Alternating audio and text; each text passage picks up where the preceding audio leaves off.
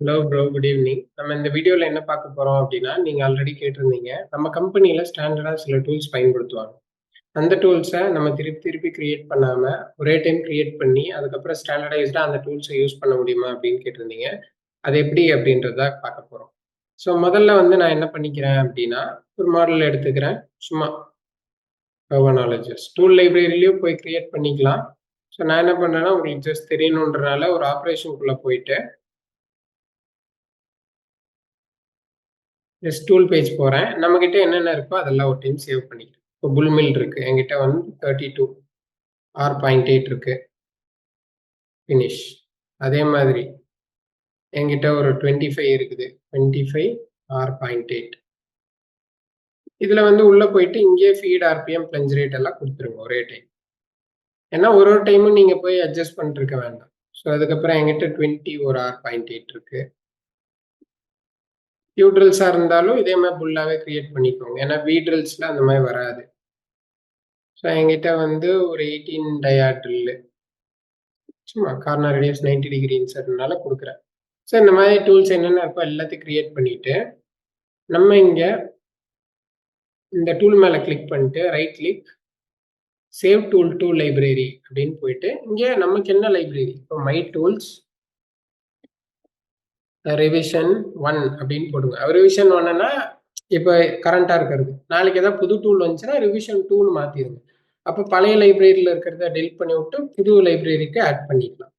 So இதுலயே வந்து right click save to tool library my tool revision 1.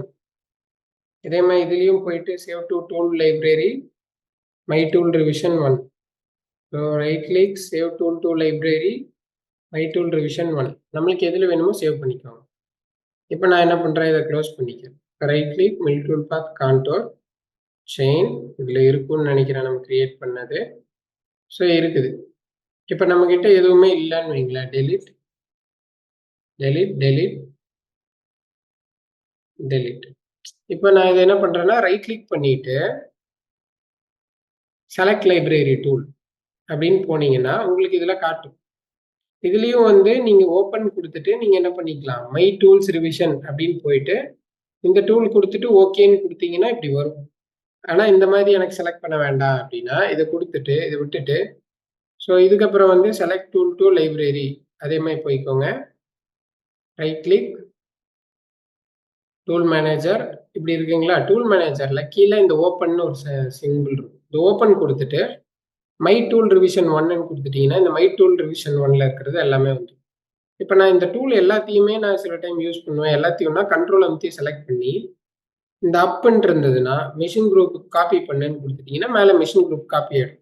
ஓகேன்னு கொடுத்துட்டா எல்லா டூலும் வந்துடும். அவ்வளோதான். நீங்கள் அதுக்கப்புறம் எந்த டூல் வேணுமோ செலக்ட் பண்ணீங்கன்னாவே உங்களுக்கு ஆட்டோமேட்டிக்காக கொடுத்த ஃபீட் ரேட் பஞ்ச் ரேட் ஆர்பிஎம்மும் ஸ்டாண்டர்ட் டூல் லிஸ்ட்ஸும் உங்களுக்கு என்ன ஆகிடும், ஈஸியாக வந்துடும். ஸோ இது மூலியமா நீங்கள் மறுபடியும் என்ன பண்ண வேண்டாம், கிரியேட் பண்ண வேண்டாம்.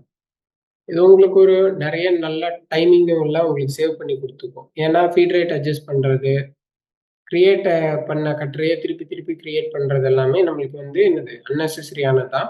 அதை நீங்கள் முடிஞ்ச அளவுக்கு என்ன பண்ணிக்கலாம், ஈஸியாகவே கட் டவுன் பண்ணிக்கலாம். ஸோ இந்த வீடியோ ஹெல்ப்ஃபுல்லாக இருந்திருக்கும். ஸோ நம்ம இன்னொரு வீடியோவில் இன்னொரு யூஸ்ஃபுல்லான டிப்போட என்ன பண்ணலாம் பார்க்கலாம். Thank you so much.